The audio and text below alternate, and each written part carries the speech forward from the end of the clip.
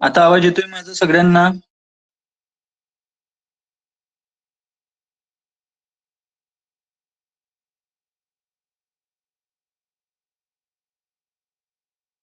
I am sorry, मी काय करू शकत नाही. आजच्या दिवस एक दोन दिवस अजून हे करा, बघूया काय प्रॉब्लेम आहे, मला कळत नाहीये. Okay, which of the following is preferred drug of treatment for the hypertension during the pregnancy?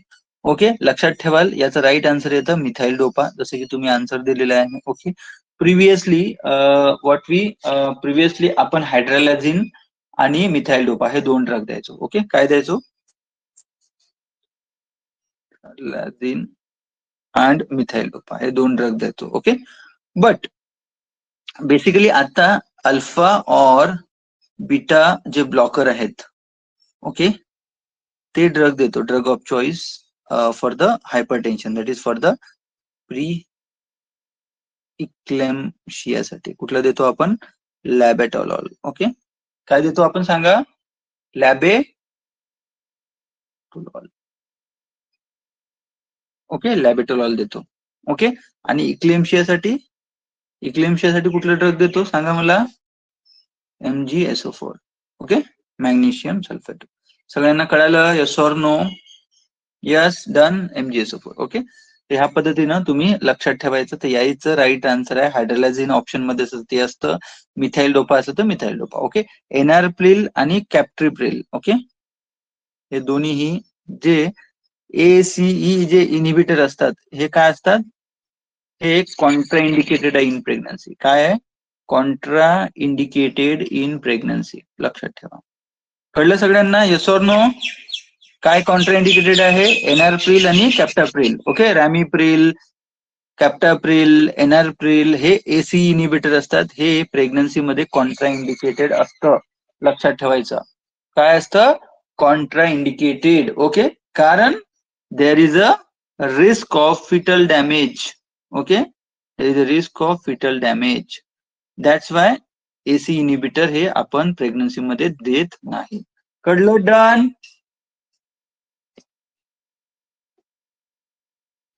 समजलं सगळ्यांना? माझा आवाज येतोय नीट? Okay, very good. हे बघा, याच्यामध्ये मी आन्सर लिहिलेला आहे, बघू शकता. ओके, पूर्वी आपण hydrogen methyl dopa anti hypertensive agent द्यायचो, but now AC inhibitor angiotensin 2 blockers contraindicated in the pregnancy because there is a fetal damage. Okay, enalapril, captopril हे रॅमिप्रिल AC इनिबिटर असतात. ओके, अल्फा आणि beta blockers, labetalol किंवा calcium channel blockers हे effective आहे in both mother and fetus साठी. Although beta जे आहे, beta blocker, there may be chance of fetal growth retard, जे ग्रोथ आहे फिटलची ती थांबवू शकते, but although that labetalol is drug of choice. Okay, लक्षात ठेवा. ठीक आहे, नेक्स्ट आहे, which one of the following is anti convulsant? काय विचारलेलं आहे? Which one of the following is an anti convulsant choice for alcohol withdrawal seizure? Alcohol withdrawal seizure झालेलं आहे. ओके, त्याच्यासाठी कुठलं जे ड्रग आहे दॅट इज इफेक्टिव्ह? सांगा पटापट, आन्सर सांगा.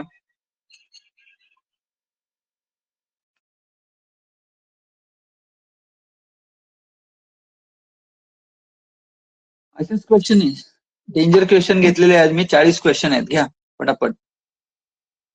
Okay, anti convulsant choice for the alcohol withdrawal. सांगा, अल्कोहोल विथड्रॉल साठी कुठलं ड्रग घेतोय सांगा?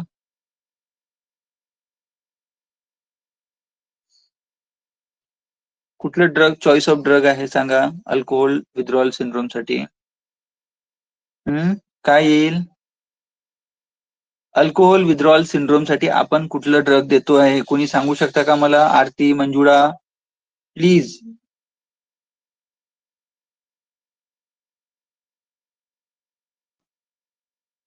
क्लोरडायझेपॉक्साइड, यालाच आपण काय म्हणतो? लिब्रियम म्हणतो. पुढे पाठ मागे सपाट झालेलो आपण.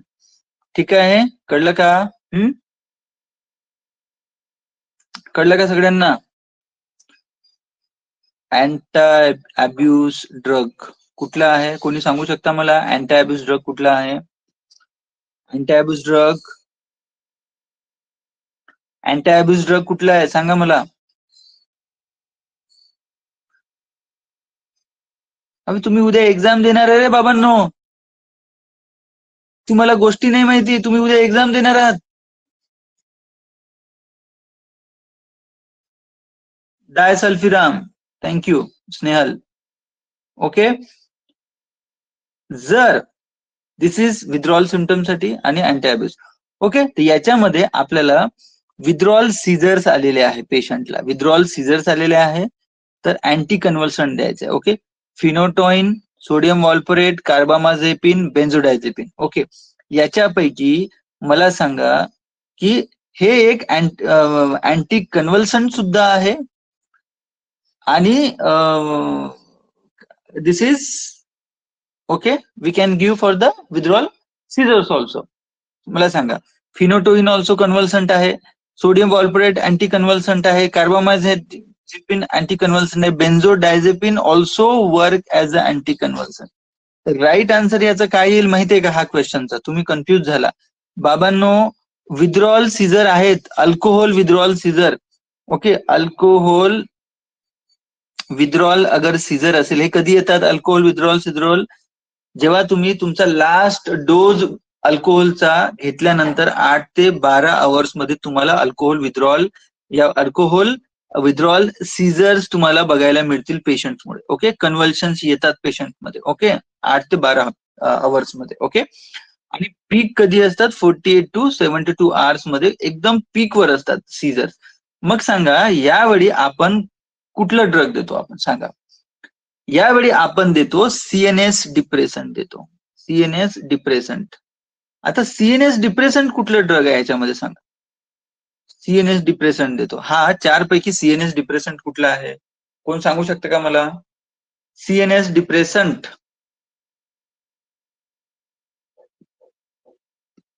सांगा. सीएनएस डिप्रेसंट कुठला आहे?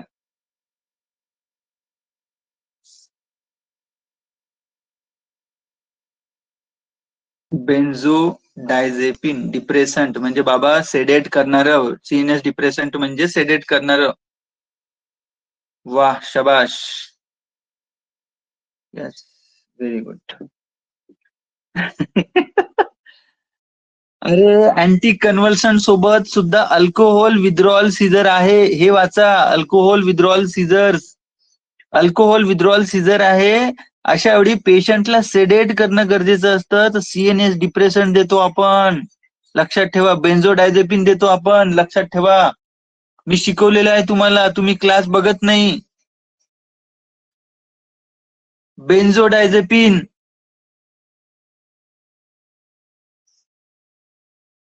कळलं का सगळ्यांना? Withdrawal symptoms from the last dose of alcohol 8 ते 12 तासात. जर तुम्ही अल्कोहोल कंझ्युम केला नाही, वारंवार स्टॉप केला, तर 8 ते 12 तासानंतर तुम्हाला विथड्रॉल सिम्पटम सुरू होतं आणि पीक 48 ते 72 आवर्स मध्ये जातं. आणि अशा वेळी पेशंट खूप इरिटेबल असतो, एक्साइटेबल असतो. Okay. So that time choice of CNS depressant is benzodiazepine. काय आन्सर मग? बेन्झोडायझेपिन आन्सर द्यायचं. ओके. बघा benzodiazepine. Okay. Next. INH toxicity may cause the following except. What is INH? सर्वात पहिलं मला INH सांग. What is INH?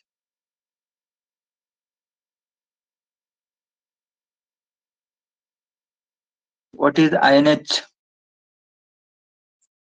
INH means क्या? Yes. बाकीचे लोक काय करत आहेत? Yes. Isoniazid. Okay. Isoniazid toxicity may cause following except म्हणजे 4 पैकी याचे काय टॉक्सिसिटी म्हणजे साईड इफेक्ट आहे आयसोनियाझाइडचे, आणि एक साईड इफेक्ट नाहीये याच्यामध्ये. ओके. राईट आन्सर काय येईल याचं सांगा. येस आयसोनियाझाइड सांगा. राईट. सायकोसिस होईल का?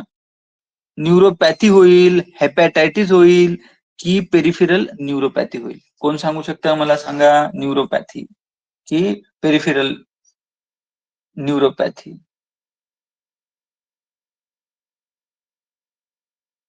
लक्षात ठेवा, साइड इफेक्ट्स ड्रग. ओके,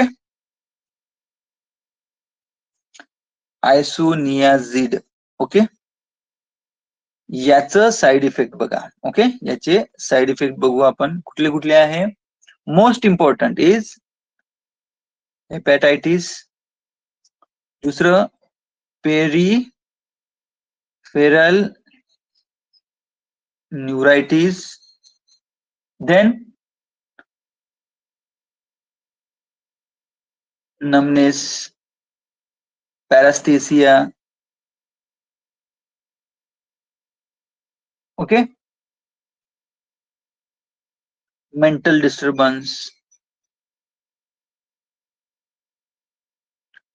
हे कसले आहे? आयएनएच. बाबारो, याच्यामध्ये तुम्हाला सायकोसिस सुद्धा येणार. याच्यामध्ये लक्षात ठेवाल काय येतं? सायकोसिस सुद्धा असतो याच्यामध्ये, मेंटल डिस्टर्बन्सेस असतो. ओके, अदर लाईक भरपूर सारे सिम्पटम्स आहे, सीझर्स आहे, सायकोसिस आहे, सगळ्याच गोष्टी. ओके, तर याच्यामध्ये सायकोसिस सुद्धा असतं. ओके, हेपॅटायटिस पण असतं, पेरिफेरल न्यूरोपॅथी पण असतं, नेफ्रोपॅथी नसतं. लक्षात ठेवा, काय नसतं? नेफ्रोपॅथी नसतं. तर option B is the right answer. लक्षात ठेवा. ओके, अदर दॅन दिस दुसरं रिफाम्पिसिन, आयसोनियाझाइड, रिफाम्पिसिन माहिती ना सगळ्यांना? याचं साइड इफेक्ट काय आहे? रिफाम्पिसिनचे साइड इफेक्ट काय आहे सांगा? Most common GI upset, MCQ विचारतात बरं. Okay, then hepatitis also. Okay, त्याच्यानंतर आहे हेमोलायटिक अनिमिया.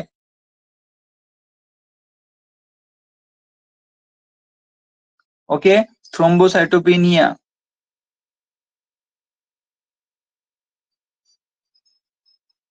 ओके, त्याच्यानंतर आहे पायरिझिनामाइड. याचे काही साइड इफेक्ट आहे सांगा?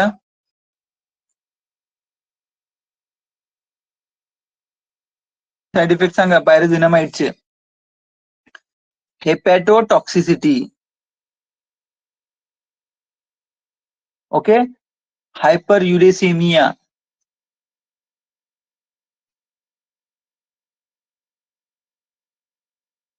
आर्थ्राल्जिया. हे सगळे साइड इफेक्ट पायरिझिनामाइडचे आहेत. ओके, त्याच्यानंतर इथाम्बुटाल. इथाम्बुटालचे साइड इफेक्ट काय आहे? इथाम्बुटालचे साइड इफेक्ट काय आहे? रेट्रोबल्ब्युलर, डोळ्याशी related. Okay, retrobulbar neuritis. Okay, लक्षात ठेवाल. त्याच्यानंतर आहे स्ट्रेप्टोमायसिन. स्ट्रेप्टोमायसिनचे काय साइड इफेक्ट आहे? सर्वात कॉमन, खूप वेळा. Yes, orange colour. हा, येस, इथाम्बुटॉल मध्ये येस, ऑरेंज कलरची युरिन सुद्धा तुम्हाला बघायला मिळू शकतं. ओके, ठीक आहे. येस, स्ट्रेप्टोमायसिन सांगा मला. स्ट्रेप्टोमायसिनचं सर्वात जास्त मोस्ट कॉमन साइड इफेक्ट कुठला आहे स्ट्रेप्टोमायसिन मध्ये?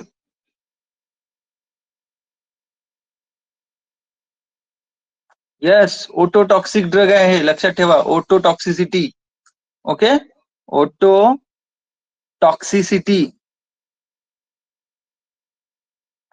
Renal toxicity. Okay, renal failure होऊ शकते इथे. ओके, रॅश, डेंग्यू फीवर वगैरे स्ट्रेप्टोमायसिन. बट ऑटोटॉक्सिसिटी आणि रिनल टॉक्सिसिटी ह्या दोन गोष्टी तर लक्षात ठेवा. राईट आन्सर येईल नेफ्रोपॅथिक ड्रग नाही आहे INH. Okay, so that's why INH will be the right answer for this question. Important म्हणजे क्वेश्चन मध्ये काय विचारलेले आहेत ते तुम्हाला समजायला हवं. लक्षात ठेवा. नेक्स्ट बघा, नेफ्रोपॅथी कुठले कुठले साइड इफेक्ट्स आहे? Hepatitis, peripheral neuritis, other neurological manifestation. Okay, हे सगळे तुम्हाला याच्यामध्ये बघायला मिळू, सायकॅट्रिक सिम्पटम्स ऑल्सो, म्हणजे त्यामुळे याला सायकोसिस सुद्धा याच्यामध्ये आलेलं. ओके, ठीक आहे. नेक्स्ट क्वेश्चन बघा काय, which one of the following is not considered as a first rank symptoms of schizophrenia? First rank symptoms of schizophrenia सांगा.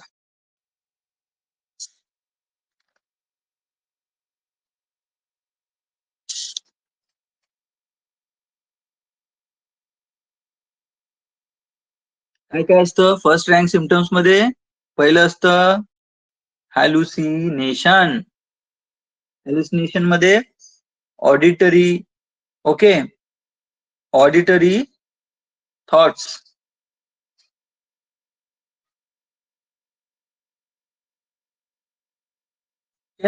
दुसरं काय असतं?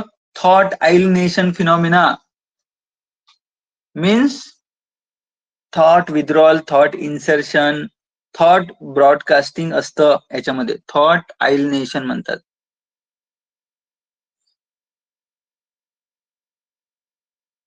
याच्यामध्येच thought broadcasting, thought withdrawal, thought insertion येतं. तिसरं येतं पॅसिव्हिटी फिनॉमिना. पॅसिव्हिटी फिनॉमिना म्हणजे काय?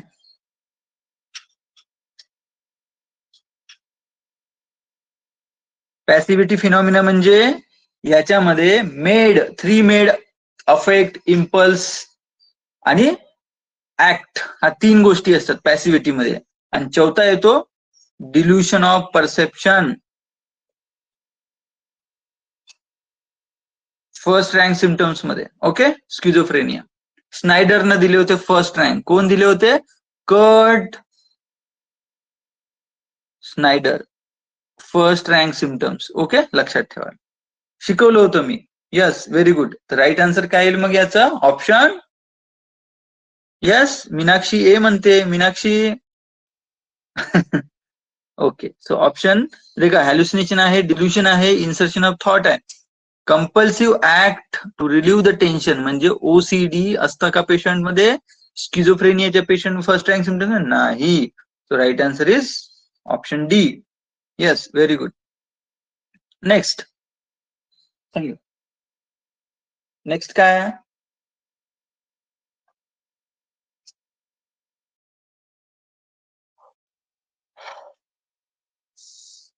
Next question. Which one of the following is not likely to be a feature of patient with secondary hypothyroidism?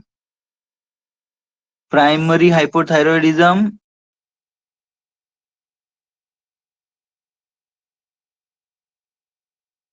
features आणि secondary. Primary hypothyroidism is directly related to the thyroid gland and function. Okay. Secondary related to the problem in pituitary gland or in a hypothalamus. Okay, सांगा. मी divide करून दिलं तुम्हाला. Okay, secondary hypothyroidism which is not likely to be featured in a patient with secondary hypothyroidism.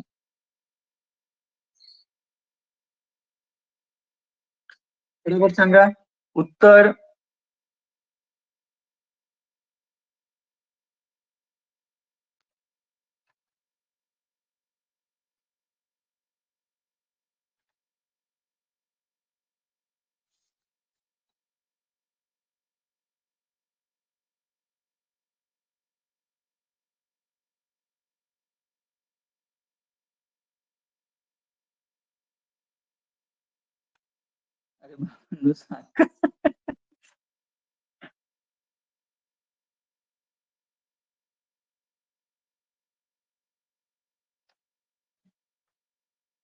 चला, ऐकतोय मी, उत्तर द्या.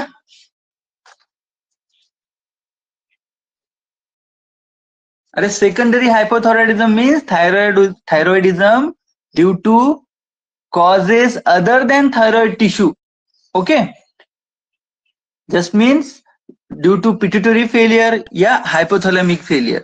Okay, ठीक आहे. तर मग याच्यामध्ये राईट आन्सर काय येईल?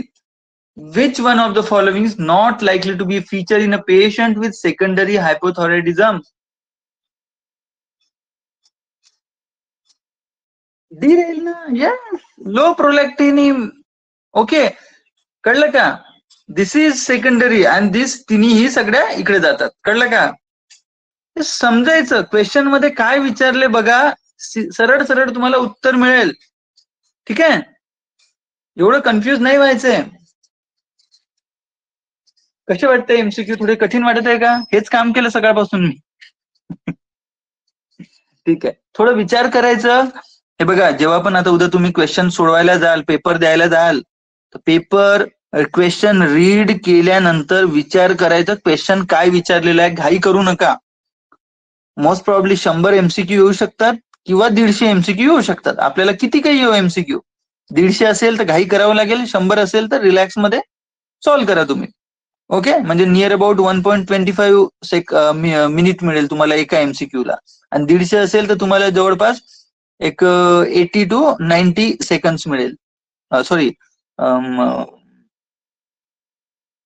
नाही, 50 सेकंड्सच मिळेल एका याला पेपरला. ओके, ठीक आहे.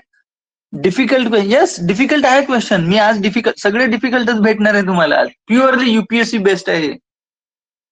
एक्सपेक्ट करत आहे की सीएमएस मध्ये हे पेपर येऊ शकतात असे. हे उद्याच्या पेपरमध्ये होऊ शकते, याच्यातला एखादा क्वेश्चन यावं अशी माझी इच्छा आहे परवाच्या याच्यामध्ये, जेणेकरून तुम्हाला माहिती आहे क्वेश्चन्स. ओके, हे प्युअरली युपीएससीचे क्वेश्चन बँक मधून घेतलेले क्वेश्चन्स आहेत. ओके, ठीक आहे.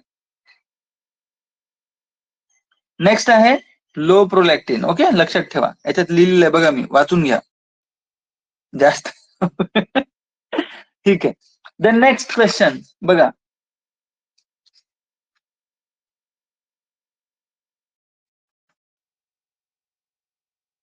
सिंपल केलं तर कसं होईल, आपल्याला कठीण पण करावं लागेल. Okay, electroconvulsive therapy is currently advocated as a line of treatment in the following conditions except. म्हणजे ईसीटी आपण कुणाला देऊ शकतो आणि कुणाला नाही देऊ शकत. क्वेश्चन मध्ये कुणाला नाही देऊ शकत विचारलेलं आहे, कुठल्या कंडिशन मध्ये. इंडिकेशन्स ऑफ ईसीटी सांगा, कुणाला इंडिकेशन्स आपण देऊ शकतो. Major severe depression. Okay, major severe depression मध्ये देऊ शकतो. ओके, त्यामध्ये भरपूर सारे आहे, with the melancholia, psychotic features. Okay, त्यासाठी. त्याच्यानंतर दुसरा आहे सिव्हिअर कॅटॅटोनिया. ओके, त्याच्यानंतर तिसरा आहे कशामध्ये, सिव्हिअर सायकोसिस मध्ये. सिव्हिअर सायकोसिस, सिव्हिअर सायकोसिस कुठले कुठले आहे, schizophrenia, mania. Schizophrenia and the mania. Okay, तर ह्या कंडिशन्स मध्ये आपण ईसीटी देऊ शकतो.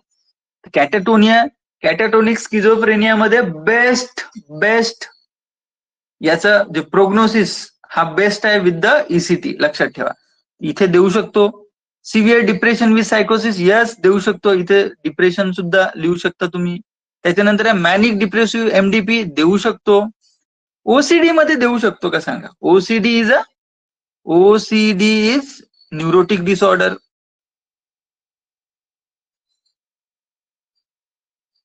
ओके, काय आहे, न्यूरोटिक डिसऑर्डर आहे OCD. Okay, with suicidal tendency. Okay, so we have to go with the OCD. Okay, OCD साठी ECT is not so effective. कळलं का सगळ्यांना? इथे आपण अँटी सायकोटिक देऊ शकतो. ओके, ओसीडीला अँटी सायकोटिक्स अँड अजून काय देतो आपण, सायको थेरपी. ओके, लक्षात ठेवा. कळलं का? Okay, done. आता मला याच्यामध्ये सांगा, absolute contraindication of ECT. Absolute contraindication of ECT काय असेल, कोण सांगणार मला सांग. Absolute contraindication, absolute contraindication. Yes, very good, very good, very good. Raised intracranial pressure, ICP. Okay, जर तुम्हाला विचारलं रिलेटिव्ह कॉम्प्लिकेशन काय, रिलेटिव्ह कॉन्ट्राइंडिकेशन काय, कोणकोणते आहे?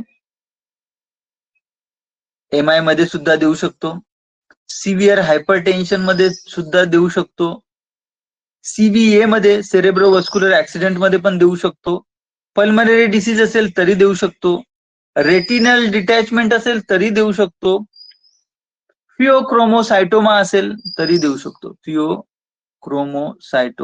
Okay, with the help of things we can give relative म्हणजे विथ द कॉशन.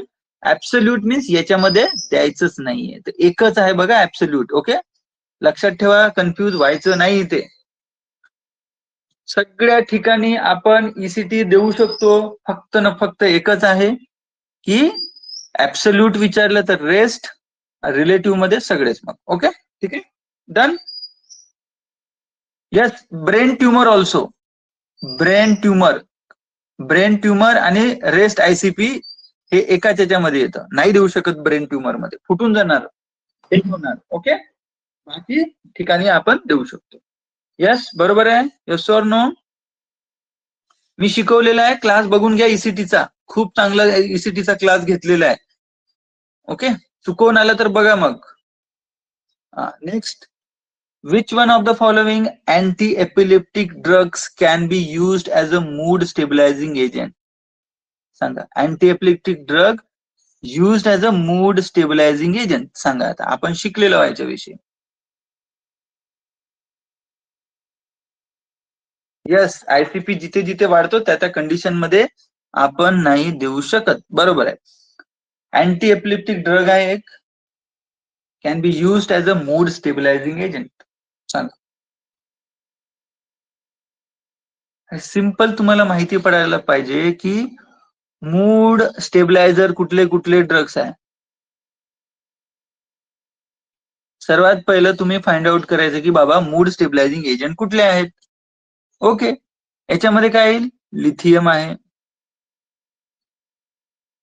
कार्बामाझेपिन आहे, sodium वॉल्परेट आहे.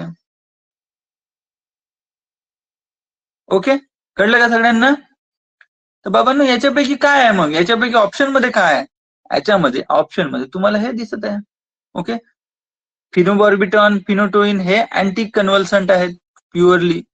ओके, लॅमोट्रेझिन हे अँटी डिप्रेसंट येतं वाटतं. Okay, anti depressant. Okay, so you go with the sodium valproate. सरळ सरळ आहे, जास्त विचार करायची गोष्टच नाही इथे, नाही का? सर्वात पहिलं कॅटेगरायझेशन करून घ्यायचं, क्वेश्चन मध्ये काय विचारलेलं आहे.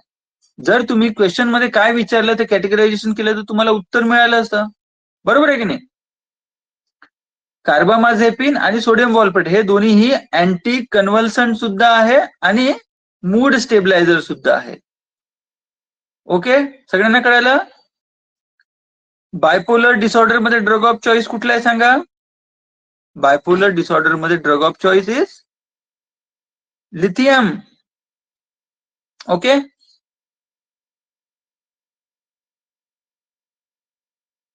लिथियम.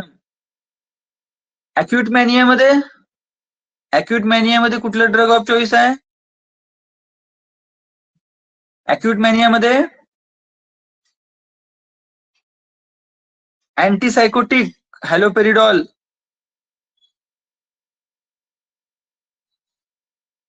आणि ऑनली मॅनिया असेल तर मॅनिया मध्ये कुठलं drug of choice?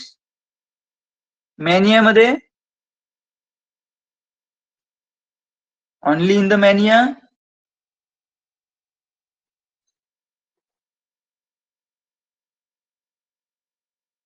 Only in the mania. Mania मध्ये lithium plus antipsychotic. Okay, yes, lithium plus antipsychotic, अशा पद्धतीने लक्षात ठेवायचं. ओके, सुसाइडल बिहेवियर असेल तर ECT is most effective, suicidal thought. Okay, ठीक आहे.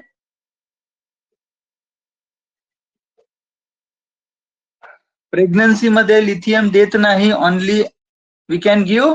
यस, प्रेग्नन्सी मध्ये लिथियम देतो का आपण? मी काय शिकवलं? हा, यस, प्रेग्नन्सी मध्ये लॅमोट्रिजिन देतो आहे. ओके, प्रेग्नन्सी मध्ये आपण लॅमोट्रिजिन देतो, लक्षात ठेवा, lamotrigine. Yes, very good. Okay, thank you. Next, lamotrigine in pregnancy. Yes, मी हे शिकवलं होतं लेटेस्ट गाईडलाईन नुसार. यस, लॅमोट्रिजिन प्रेग्नन्सी मध्ये. Next, the following R the complications of cocaine poisoning except. Cocaine poisoning मध्ये कॉम्प्लिकेशन्स होतात, एक्सेप्ट एक कुठलं तरी होत नाही. द following R the complications of cocaine poisoning एक्सेप्ट. सांगा आता, कोकेन पॉइझनिंग मध्ये काय काय होतं?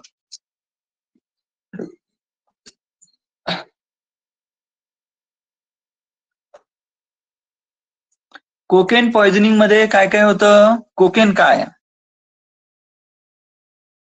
कोकेन हे कुठल्या लिव्स पासून बनतं? From the, it will obtain from the leaf इरेथ्रोझायलम.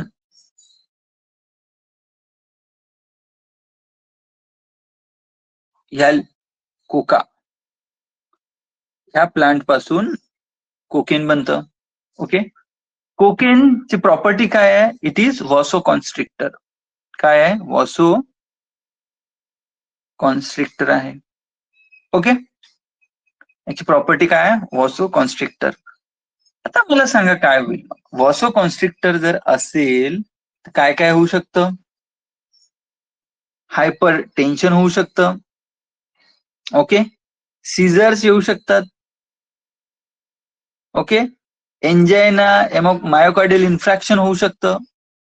कारण आर्ट्रियल कॉन्ट्रिक्शन होत आहे ना, वॉसो कॉन्स्ट्रिक्शन होते. It will cause myocardial ischaemia, infarction, hypertension, टकीकार्डिया.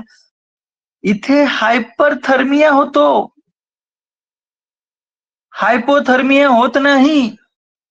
लक्षात ठेवा, काही नाही होत.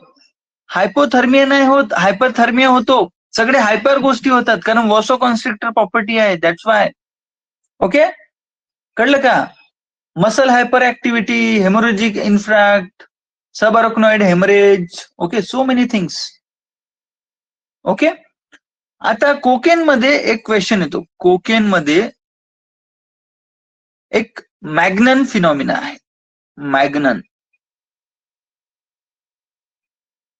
हा फिनॉमिना म्हणजे काय होतं? कोकेन मध्ये, कोकेन जे अब्युसर असतात, कोकेन अब्युसर मध्ये मॅग्नन फिनॉमिना असतो. What does we called as a Magnan phenomena? मी तुम्हाला शिकवला होता. याच्यामध्ये कोकेन बक्स माहित आहे सगळ्यांना? हातापायावर बक्स चालत आहे असं पेशंटला म्हणतो. Cocaine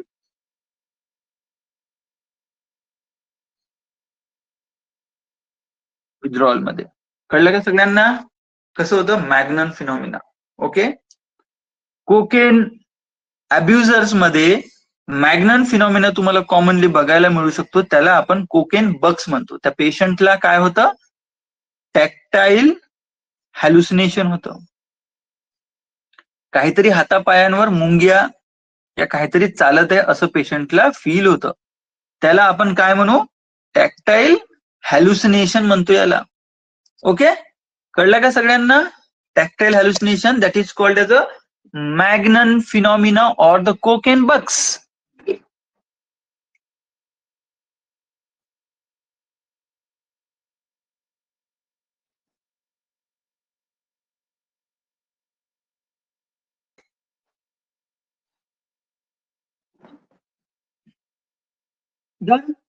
clear? अरे समजत आहे का बाबांनो सगळ्यांना कोकेन बद्दल? कळालं? क्वेश्चन इथे पण बनतो. टॅक्टाईल, कोकेन बक्स, मॅग्नन फिनॉमिना, वॉसो कॉन्स्ट्रिक्टर आहे, कुठल्या प्लांट्स पासून बनलं? एमसीक्यू आहे. 1, 2, 3, 4, 5 आणि हा 6. एका क्वेश्चन मधून आपले 6 एमसीक्यू तयार झाले. ओके, कळलं सगळ्यांना? चला next. What is the correct order of normal phase of wound healing? सांगतो.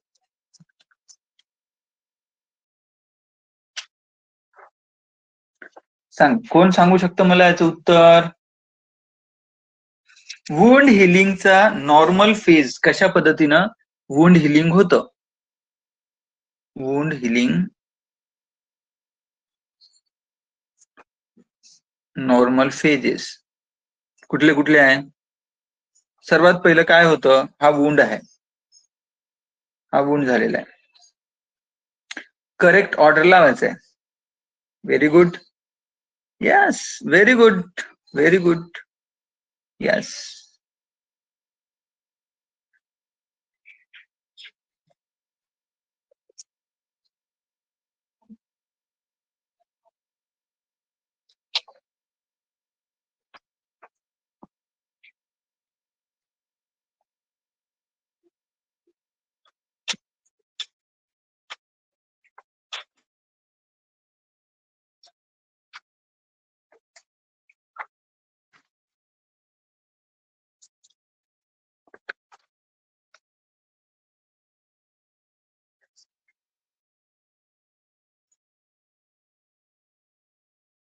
यस, सर्वात पहिलं हिमोस्टॅटिक फेज बघावं लागेल. हिमोस्टॅटिक मीन्स थांबलं की नाही रक्त ते. त्याच्यानंतर इन्फ्लॅमेटरी फेज असेल, त्याच्यानंतर प्रॉलिफरेशन फेज असेल. ओके, देन रिमॉडेलिंग फेज असेल. ओके, लक्षात ठेवा. तो option B will be the right answer. Okay, proliferation नाही, सर्वात पहिलं हिमोस्टॅट. ओके, कधीही कुठली सर्जरी झाली तर we do first we check haemostat.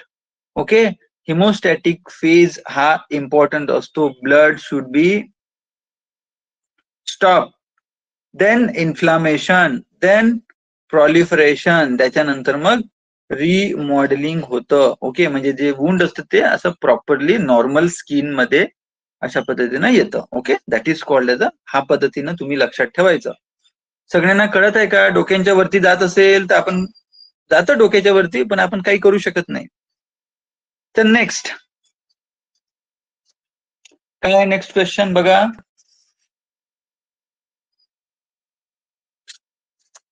Next question काय आहे?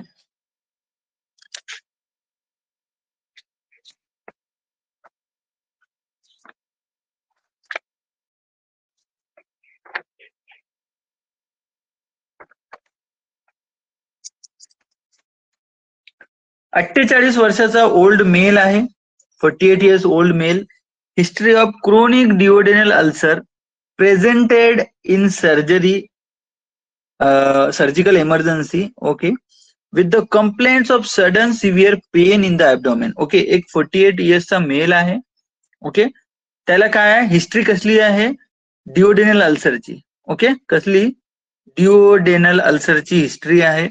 ओके, सर्जिकल इमर्जन्सी साठी आलेला आहे. कंप्लेंट सिव्हिअर पेन आहे ऍब्डोमेन मध्ये.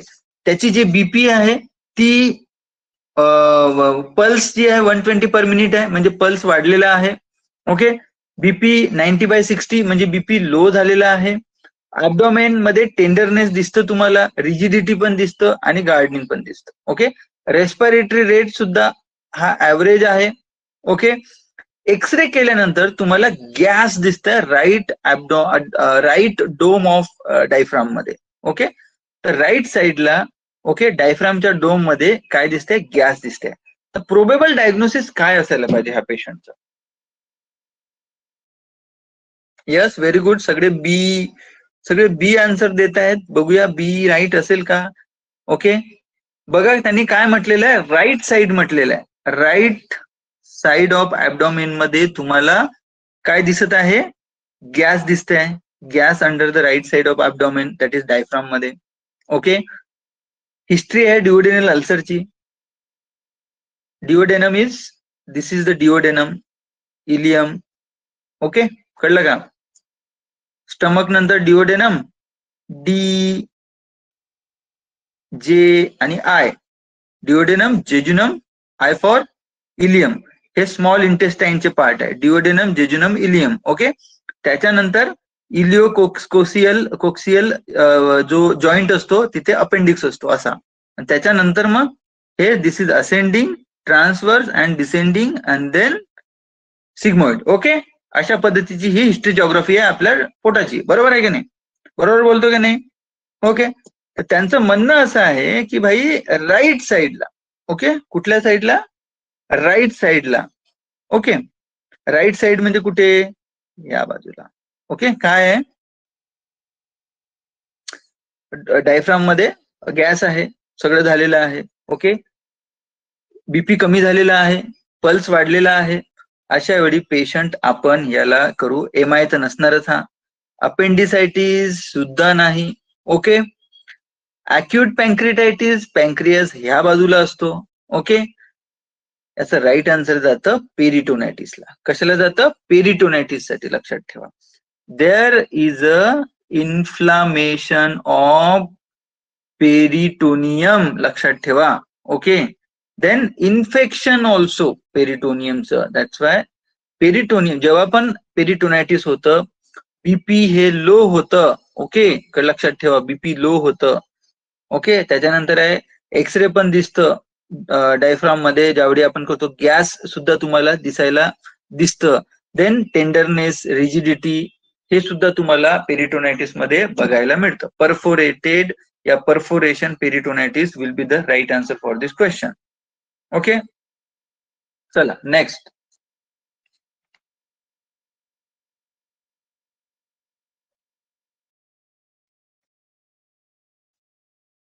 नेक्स्ट काय क्वेश्चन बघा. The most common organism causing acute otitis media in children. Children मध्ये अॅक्यूट ओटायटिस मीडिया होण्याचं एकमात्र किंवा एक मोस्ट कॉमन हे सांगा, ऑर्गॅनिझम सांगा.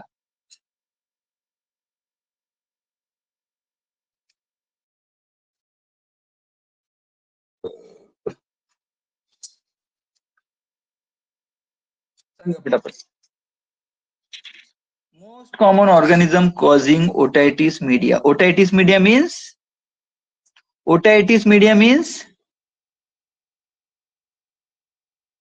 इन्फ्लामेशन ऑफ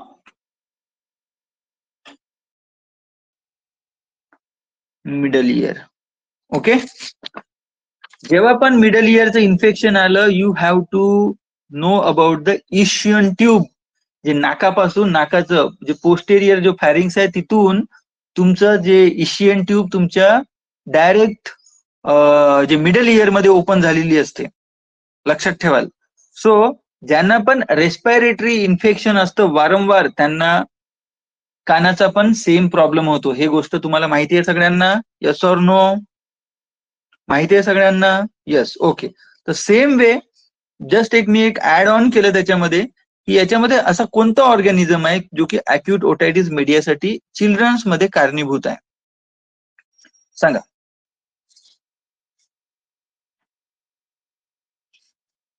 द्या उत्तर, द्या मला लवकर लवकर. द्या रे बाबा, भरपूर मोठा आहे, भरपूर क्वेश्चन्स घ्यायचे आहेत आपल्याला. याचा राईट आन्सर येईल, लक्षात ठेवाल, ऑप्शन ए, स्टेप्टोकॉकस निमोनी. लक्षात ठेवा, 70% चिल्ड्रन्स मध्ये, okay, 70% of childrens by the age of 2 and 90% by the age of 6. Okay, तर याच्यामध्ये इन्फेक्शन होतं मिडल इयरचं. त्याच्यामध्ये मिडल इयरचं इन्फेक्शन झाल्यानंतर पुरुलंट डिस्चार्ज येतो त्याच्यातून. कसा तो? पुरुलंट डिस्चार्ज. ओके, येतो. ओके, मिडल इयर मधून. ओके, याच्यामध्ये तुमची जो टिम्पॅनिक मेम्ब्रेन, ओके, टिम्पॅनिक जो मेम्ब्रेन असते ती बल्ज झालेली असते, इन्फ्लामेशन झालेली असते, bulge. Okay, so the most common organism याच्यासाठी असतो स्टेप्टोकॉकस निमोनी. ओके, हाय स्टेप्टोकॉकस निमोनी. और अजून एक दुसरा आहे, अँड अजून दुसरा कुठला आहे सांगा मला?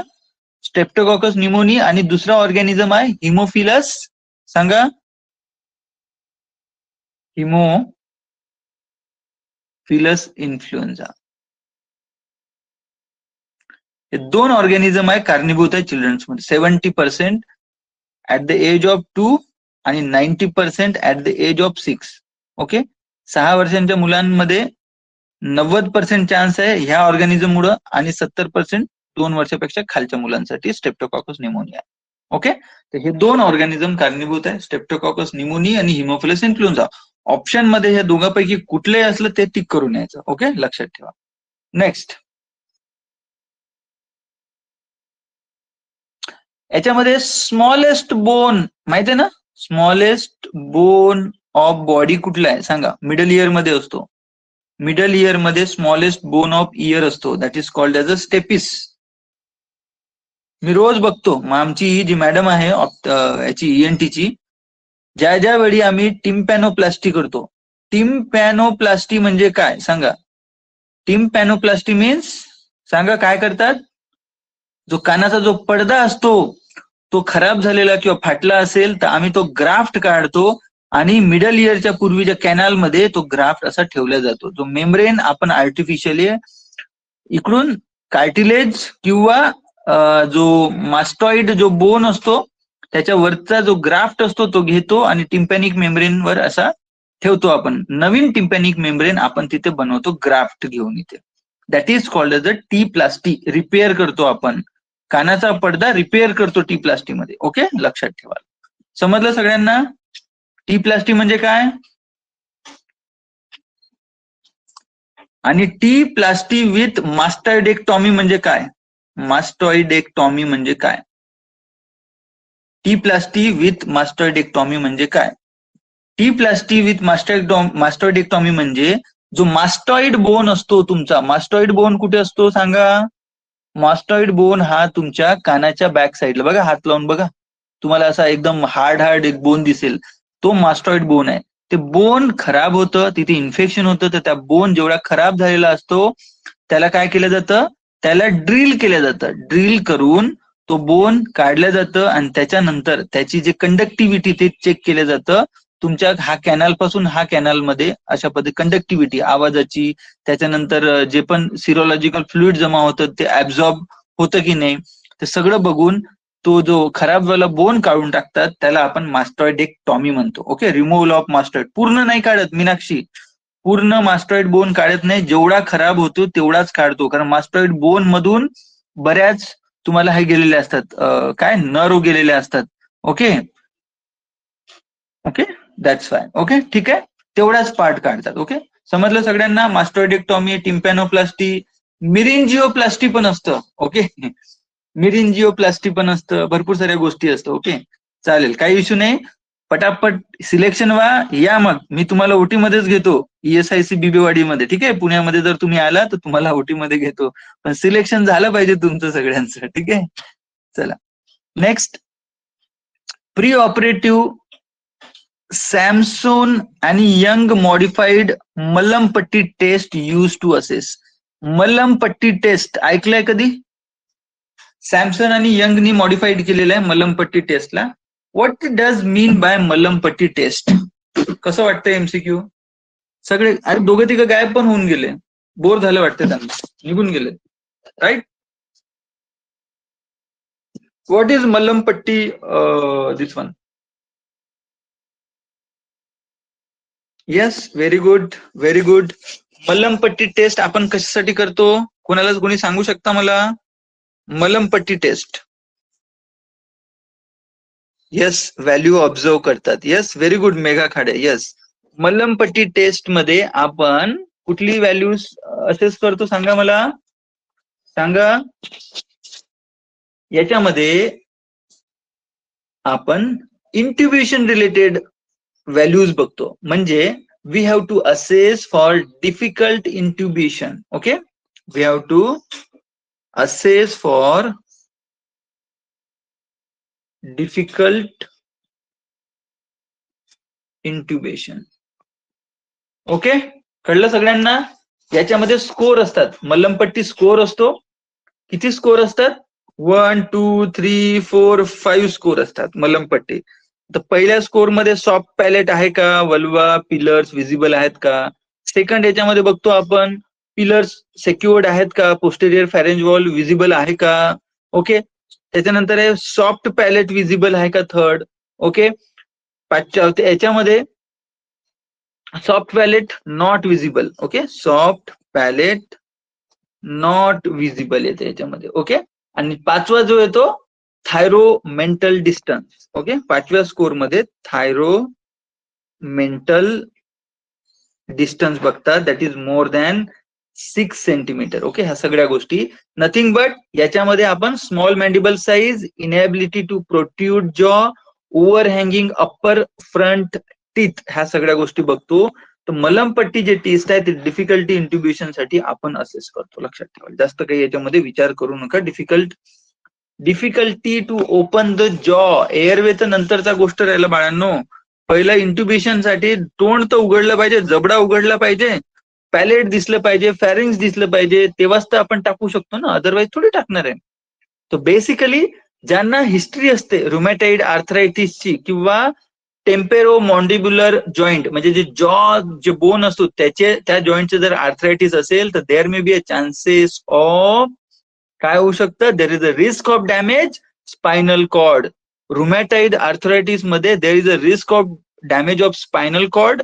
Okay, and arthritis of temporomandibular joint असेल तर there may be a chances of fracture. Okay, so त्यावेळी डिफिकल्ट इंट्युब्युशन होऊ शकतो. That's why we have to check the Mallampati test, then after that we have to go for the intubation. कळलं सगळ्यांना? Yes or no? Next. तुम्ही उत्तर देत नाही यार, मला असं वाटतं मी एकटाच बडबड करतो. ठीक आहे, चालतं. अ 20 years old patient underwent open hernia surgery. बघा, 20 वर्षाचा मुलगा आहे, त्यांनी ओपन हर्निया सर्जरी झाली आहे 4 days बॅक. 4 दिवसापूर्वी त्याची हर्नियाची सर्जरी झाली आहे. He is running fever for the last 1 day. म्हणजे त्याला सर्जरी झाल्यानंतर ताप यायला लागला.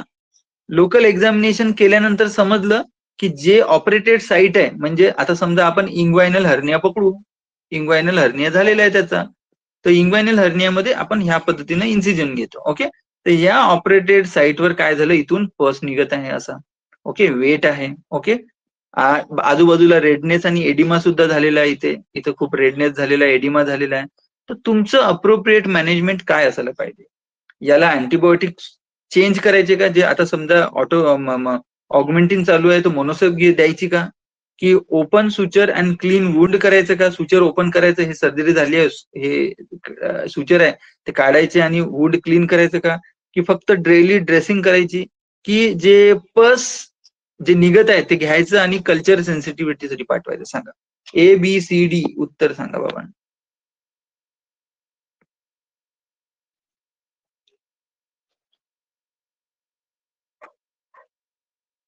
Yes Dilip, very good. Roshan करो अपना अपना नाम भाई, जल्दी जल्दी से, चलो जल्दी से. रोशन दिख नहीं रहा है मेरे को, रोशन कर. ठीक आहे, चला उत्तर याचं येईल. यस, व्हेरी गुड, सगळे बरोबर उत्तर देत आहे. याचं option C will be the right answer. Because सर्वात पहिलं जर पेशंटला जर इन्फेक्शन झालेलं आहे समजायचं आपण, जर त्याला ताप येतो, फिवर आला म्हणजे काय झालेलं आहे, बॉडीचं टेम्परेचर वाढलेलं आहे and some antigen antibody reaction झालेली आहे. तर अँटीजन काय करतो, बॉडीचं टेम्परेचर, अँटीजन अँटीबॉडी रिॲक्शन झाली, त्याच्यानंतर काय होतं की बॉडीचं टेम्परेचर काय होतं, इन्क्रीज होतं. लक्षात ठेवा. ओके, 2 मिनिटं.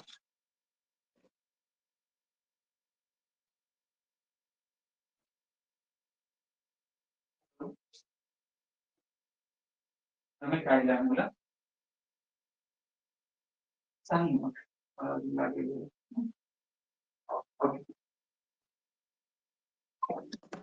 ओके, सो आपण काय करायचं, फिवर आला म्हणजे इन्फेक्शन झालं असं समजू शकतो आपण. ओके, फिवर अँड पस हा दोन्ही गोष्टी जर कॉम्बाईन झालेल्या आहे, that means suture site infection झालेलं आहे. काय झालेलं आहे, सुचर साईटवर इन्फेक्शन झालेलं आहे. अशा वेळी काय करावं लागेल, what is the treatment of choice? We have to open the suture and we have to do a debridement. Debridement means debridement of wound. Okay, wound cleaning करणं गरजेचं आहे. ओके, जे स्लफ आहे ते काढायचं आहे, इन्फेक्शन जो पार्ट झाला तो काढून फेकायचा आहे. जर मेश टाकली असेल, तुम्हाला माहित आहे ना मेश टाकतो आपण, म्हणजे mesh is a like a net. आपण नेट टाकतो त्याच्यामध्ये, मेश नेट असते ती वाली, ती जर टाकली असेल that has to be remove. लक्षात ठेवा, okay, that has to be removed immediately. And त्याच्यानंतर जे पस असतं त्या वुंड मधलं, त्या पसचं टेस्ट करायला किंवा कल्चर सेन्सिटिव्हिटीसाठी त्याला पाठवायचं. आणि रिपोर्ट आल्यानंतर according to that we have to follow the antibiotic course. Okay बाबांनो, कळालं का? Yes yes, very good, nice. Next आहे, good surgical practice and surgical ethics include all except. Surgical practice and surgical ethics शी related प्रश्न आहे. म्हणजे surgical प्रॅक्टिसचे surgical ethics असतात काही, ते फॉलो करायचे, एक्सेप्ट कुठलं तरी एक नसाय. सर्वात पहिलं, वी हॅव टू रिस्पेक्ट. काय करावं लागेल? ओके, काय येईल आन्सर याचं? Yes yes yes, very good very good. We should not do a experiment on the patient. We have to respect the autonomy. एक एक्झाम्पल सांगतो. काल तर मी गेलो नाही ड्युटीला. ओके, आज पण नाही गेलोय. ओके, तुमच्यासाठीच, प्रिपरेशनसाठी, हे बनवण्यासाठी. ओके, सो एक वेनसडेला एक हे होतं, सर्जरी होती. ओके, सो काय झालं, ती पेशंट बोलली की सर, पहिले तर तिला सर्जननी सांगितलं की लॅप्रोस्कोपिक अपेंडेक्टॉमीची पेशंट होती. ओके ओके, तर ह्या पेशंटनी काय सांगितलं की मला नाही करायचं, मला ओपन सर्जरी करायची आहे, ओपन सुचरवाली, ओपन अपेंडेक्टॉमी करायची आहे. ओके, त्यावेळी सर्जननी रिस्पेक्ट केला पेशंटच्या ऑटोनॉमीची, पेशंटच्या डिसिजनची, आणि ही प्रोसिजर याच्यामध्ये आम्ही कन्वर्ट केली. So that is very important. Patient autonomy, patient has to take, patient should know each and everything about surgery. Patient should take decision for his operation, कसं करायचंय, काय करायचंय. ओके, त्याच्यानंतर इन्फॉर्म कन्सेंट. एव्हरी पेशंट, जेव्हा जो पण छोटीशी छोटी मायनर केस असेल तरी सुद्धा तुम्हाला कन्सेंट घेणं गरजेचं आहे before doing any kind of incision, any operation. Okay, then त्यांची कॉन्फिडेन्शियलिटी सुद्धा तेवढीच इम्पॉर्टंट आहे. Only experiment we can not do. कळलं का सगळ्यांना? Yes or no? So this is right answer.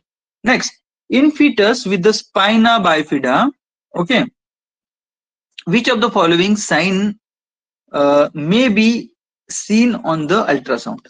आता एक फिटस आहे मदरच्या वुंब मध्ये. ओके, जेव्हा आपण युएसजी करतो त्यावेळी स्पायना बायफिडा मध्ये तुम्हाला कुठले साइन अँड सिम्पटम्स दिसू शकतात पेशंट? सांगा. स्पायना बायफिडा मध्ये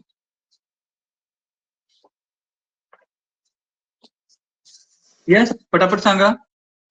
very good very good very good, nice. बघा, लेमन साइन स्पायना बायफिडा मध्ये दिसतो, बनाना साइन सुद्धा दिसतो, आणि वर्टेब्रल बॉडीज आणि टिश्यूज सुद्धा ओव्हरलाईंग असतात. तीनही सिम्पटम्स तुम्हाला दिसतात. That's why option D will be the right answer. All of this लक्षात ठेवा, विसरू नका. मी तुम्हाला लेमन, बनाना सगळं शिकवलेलं आहे. ओके, पुन्हा पुन्हा विचारू नका. Okay, then next, in pregnancy with Down syndrome consider following biomarkers. Okay, हे बघा, ऑप्शन 1 आहे बीटा एसजीजी रेस्ट आहे, अल्फा फिटोप्रोटीन सुद्धा इन्क्रीज आहे, आणि इनहिबिन इज डिक्रीज. जे इनहिबिन असतं ते डिक्रीज आहे. मला सांगा, याला आपण ट्रिपल टेस्ट म्हणतो. डाऊन सिंड्रोम साठी आपण ट्रिपल टेस्ट करतो. सगळ्यांना माहिती आहे ट्रिपल टेस्ट आपण कधी करतो? कधी करतो ट्रिपल टेस्ट? कुठल्या महिन्यामध्ये सांगा? 16 to 18 मंथ मध्ये आपण करतोय ना ट्रिपल टेस्ट, बरोबर आहे? कधी करतो ट्रिपल टेस्ट? कोणी सांगू शकतं मला? यस,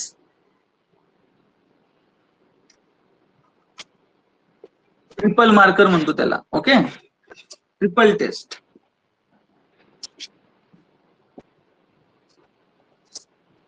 काय काय करतात त्याच्यामध्ये सांगा मला पटापट.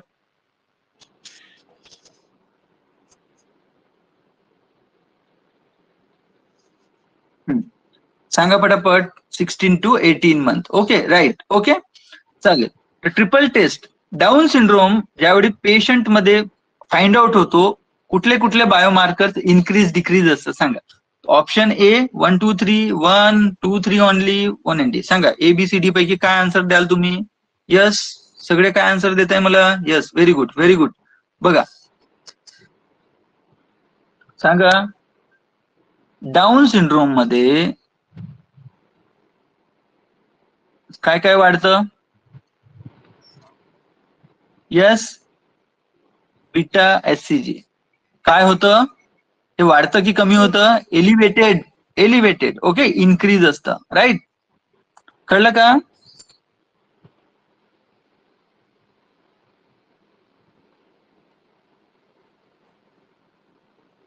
त्याच्यानंतर आहे अल्फा फिटोप्रोटीन. हे वाढतं की कमी होतं? काय होतं? याला आपण मॅटर्नल सिरम अल्फा फिटोप्रोटीन सुद्धा म्हणतो, ऑर अल्फा फिटोप्रोटीन. ओके, हे डिक्रीज असतं. लक्षात ठेवा, डाऊन सिंड्रोम मध्ये बीटा एजीजी वाढलेलं असतं, अल्फा फिटोप्रोटीन डिक्रीज झालेलं असतं. ओके, कळायला सगळ्यांना? Yes or no? ओके, आणि इनहिबिन, इनहिबिन काय झालेलं असतं?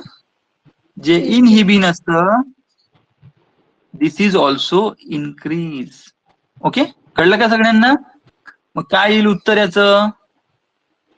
ऑप्शन काय येईल? येस, सगळं इन्क्रीज असतं, सगळंच्या सगळं. फक्त बघा, डाऊन सिंड्रोम मध्ये सगळं इन्क्रीज असतं. Only maternal serum alpha fetoprotein हा काय असतो? डिक्रीज असतो. कळलं का सगळ्यांना? Yes or no?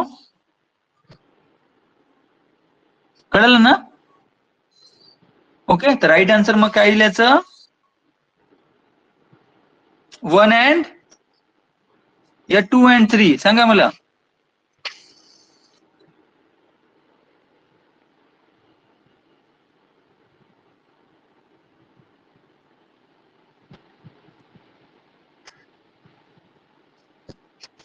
सो याचं राईट आन्सर येतं only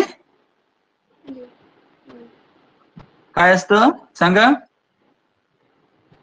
sorry sorry sorry, inhibin, inhibin low असतं, डिक्रीज असतं. सॉरी, डिक्रीज असतं. ओके, इनिबिन डिक्रीज असतं, सगळं लो असतं, बाकी सगळं इन्क्रीज असतं. Okay, only one, I am sorry. Okay, inhibin decrease असतं, बीटा एससीजी इन्क्रीज असतं. Okay, and increase sorry sorry sorry sorry,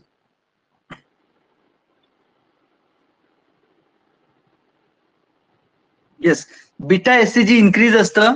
okay, alpha फिटोप्रोटीन decrease yes, हे डिक्रीज असतं. ओके, दिस इज डिक्रीज असतं. आणि इनिबिन सुद्धा डिक्रीज असतं. Okay, लक्षात ठेवाल. ओके, सो ओनली, मग याचं राईट आन्सर काय येईल? मग याच्यामध्ये ऑप्शन बी म्हटलेलं आहे, रेज म्हटलेलं आहे. So that's why this will be the right answer. Okay, तो ऑप्शन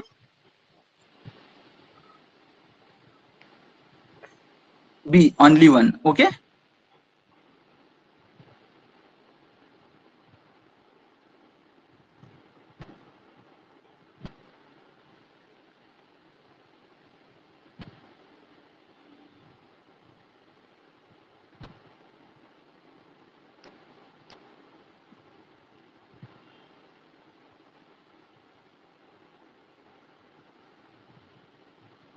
कळलं सगळ्यांना?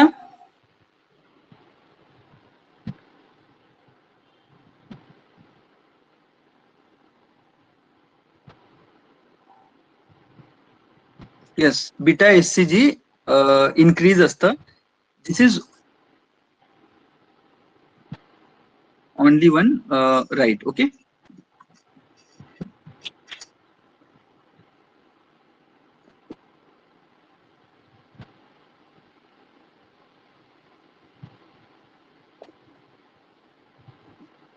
कारण हे सुद्धा रॉंग आहे आणि हे सुद्धा रॉंग आहे. ओके, ठीक आहे, कारण डाऊन सिंड्रोम मध्ये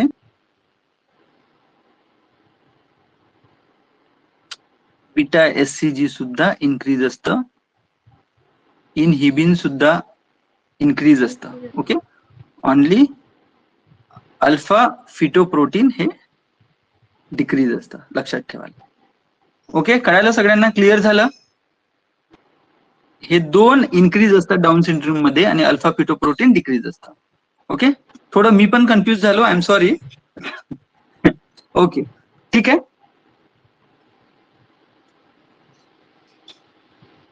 नेक्स्ट आहे, given below are obstetric manoeuvre and their indicators. Okay, which of one of the following is correctly matched? Okay, तर याच्यापैकी आपल्याला काहीतरी मॅन्युअर दिलेले आहेत, ऑब्स्टेट्रिक मॅन्युअर्स. ओके, तर करेक्टली मॅच्ड आहेत का नाही ते बघायचं आपल्याला. कुठले कुठले आहे आपल्याकडे? ओके, राईट आन्सर सांगा मग याच्यातलं मला.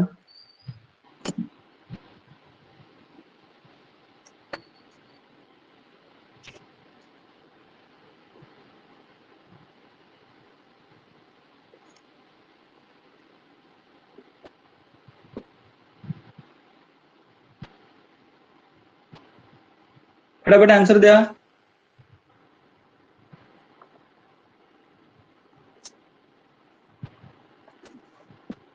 कुठल्या मॅन्युअर मध्ये काय प्रोसेस केलं जातं ते सांगा मला फटाफट.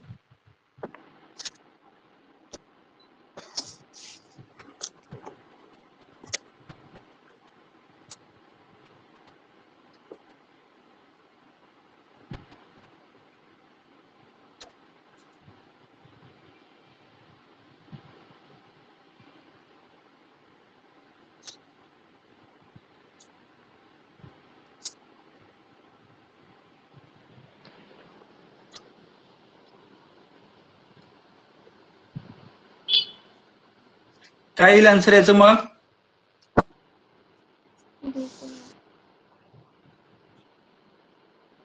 Last one, option D is right answer. Okay, कारण जे रिटजेन मॅन्युअर आहे, this only one the right one answer. कारण लो सेट मॅन्युअर काय करतं? डिलिव्हरी ऑफ एक्सटेंडेड आर्म करतं. Okay, Pinard manoeuvre delivery of foot in breech. Okay, ठीक आहे. आणि जे मॅक्रोबर्ड जे मॅन्युअर आहे ते काय करतं? त्याचं काम काय करतं? फॉर द शोल्डर डिस्टोसियासाठी. ओके, कशासाठी? शोल्डर डिस्टोसियासाठी यूज करतं. Okay, so the right answer काय येईल मग? ओनली रिटजन मॅन्युअर आहे. हे काय करतं? This will do help for the control delivery of fetal head. Okay, with the episiotomy. Sometimes we have to do a episiotomy also. Okay, with the help of third degree laceration, or there may be a chances of third degree laceration in the episiotomy. Okay, and with that we can do a controlled delivery of fetal head. Okay, so this one is right answer, option D. Okay, Ridgen maneuver. सगळ्यांना कळलं?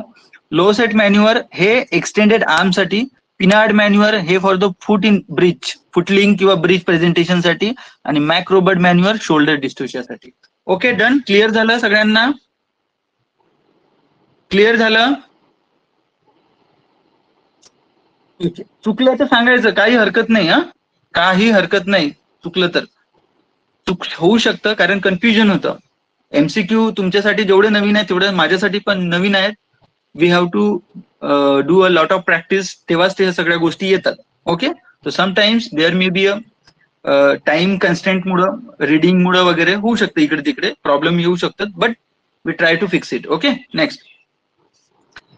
एक unmarried woman आहे, unmarried girl आहे, come with the complaints of heavy bleeding, prolong bleeding आहे during menses मध्ये.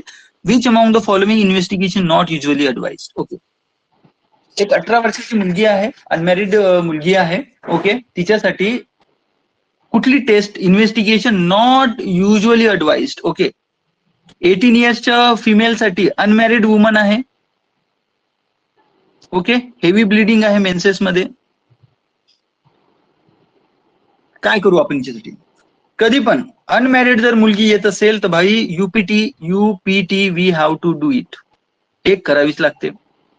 Okay, त्याच्यानंतर आहे heavy bleeding आहे, we have to do a coagulation profile, ते पण करावं लागेल कोऑग्युलेशन, हे पण, हे सुद्धा.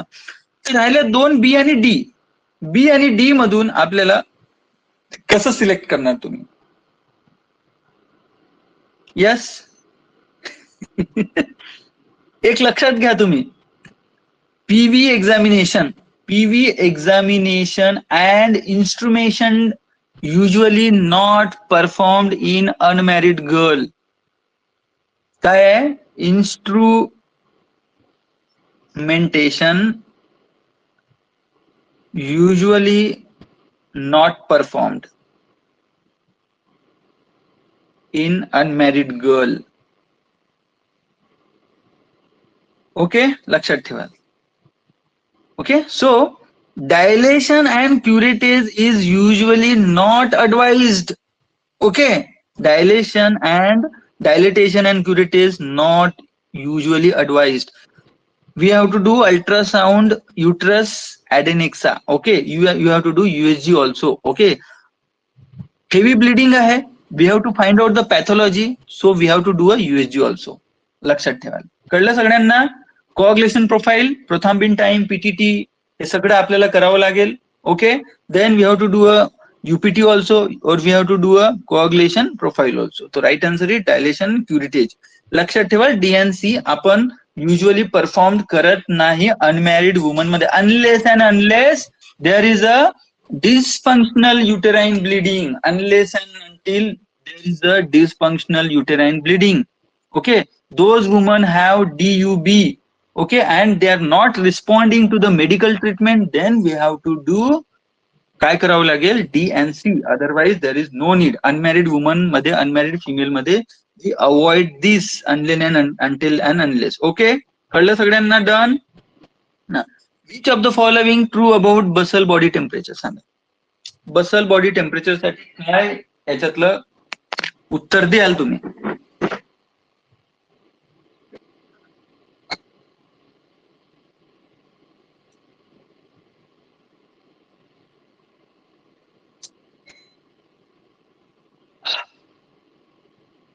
द्या उत्तर. Which one of the following is true about the basal body temperature? Basal body temperature हे बायफेजिक पॅटर्न मध्ये असतं का? बायफेजिक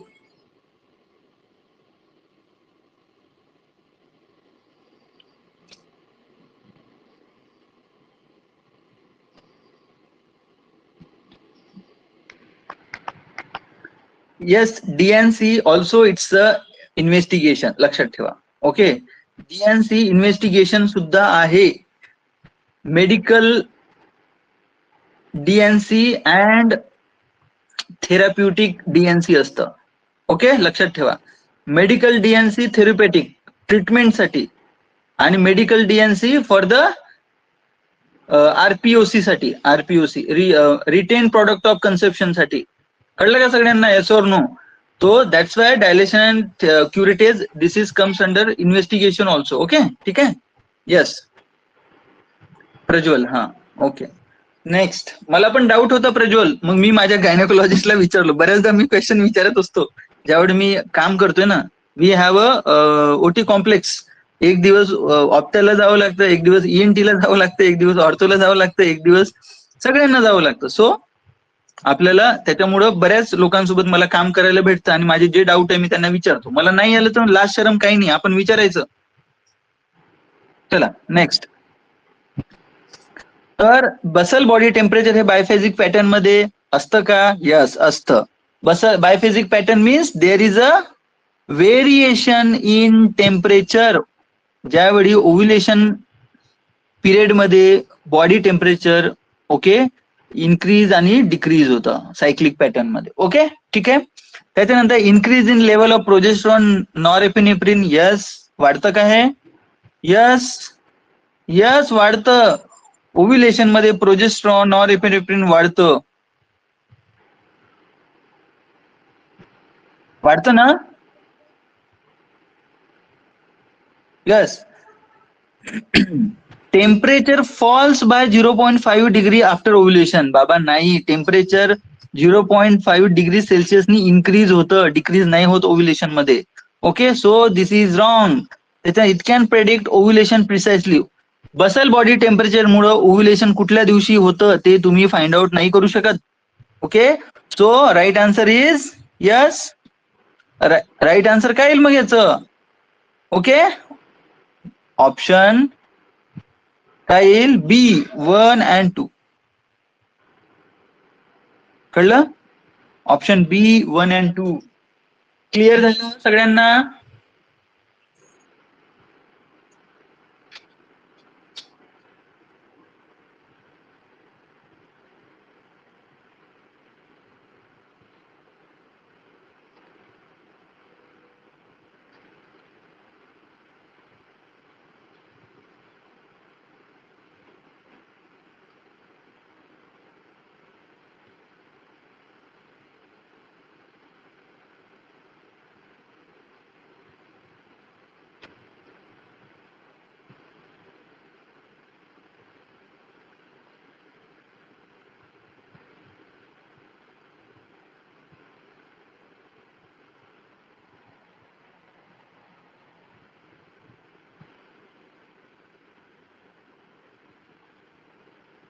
ओके, क्लिअर झालं सगळ्यांना? डन. बसल बॉडी टेम्परेचर आणि याचा काहीही म्हणजे कसा संबंध असतो? ऑलवेज ओव्युलेशन पिरियड मध्ये 0.5 डिग्रीनी टेम्परेचर वाढतं, हे लक्षात ठेवा, विसरायचं नाही. ओके, ठीक आहे. Next, which of the following R the vaccines for prevention of cervical cancer? सांगा. सर्व्हायकल कॅन्सर प्रिव्हेंट करण्यासाठी कुठली